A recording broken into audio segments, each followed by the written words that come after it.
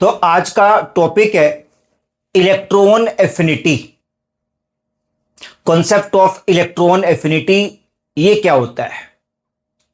देखो, बड़ी सीधी सी बात है। जब भी हमारे पास एक एटम है, any atom, atom contain the nucleus, बात हम जानते हैं। न्यूक्लियस के पास चार्ज पॉजिटिव है, ये बात भी हम जानते हैं। जब भी एक एटम इलेक्ट्रॉन को गेन करता है, जब भी एक एटम इलेक्ट्रॉन को गेन करता है, मान लो मैं कहता हूं एटम क्लोरीन है, ये इलेक्ट्रॉन को गेन कर रहा है, तो कॉमन सी बात है, एटम के पास न्यूक्लियस है, इसके पास पॉजिटिव चार्ज है, इलेक्ट्रॉन के पास नेगेटिव चार्ज है। इसी कारण से इन दोनों के बीच में अट्रैक्टिव फोर्स होगी।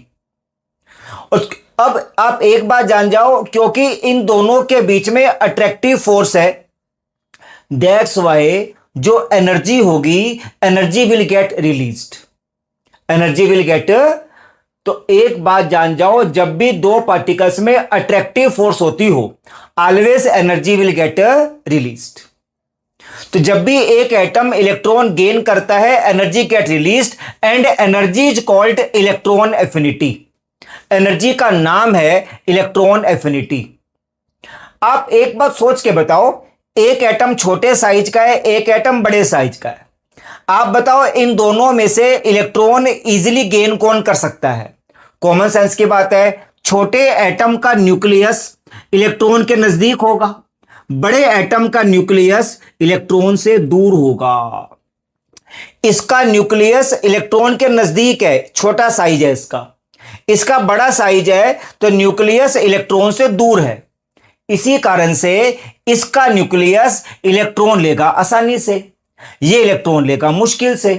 इसलिए इलेक्ट्रॉन लेने के बाद इस केस में एनर्जी ज्यादा बाहर निकलेगी। तो आई कैन से दैट जो एफिनिटी होगी, इसकी ज्यादा इसकी कम हो जाएगी। तो I can say affinity is always inverse of the size.